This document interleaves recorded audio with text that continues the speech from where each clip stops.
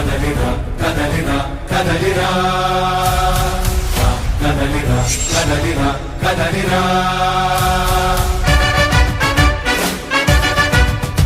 నా ఆలోచన స్వర్ణ యుగం, జగన్ ఆలోచన రాతి యుగం.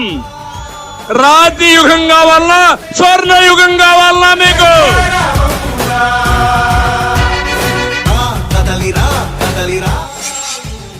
రాష్ట్రాన్ని కాపాడుకోవడం కోసం రా కదలిరా.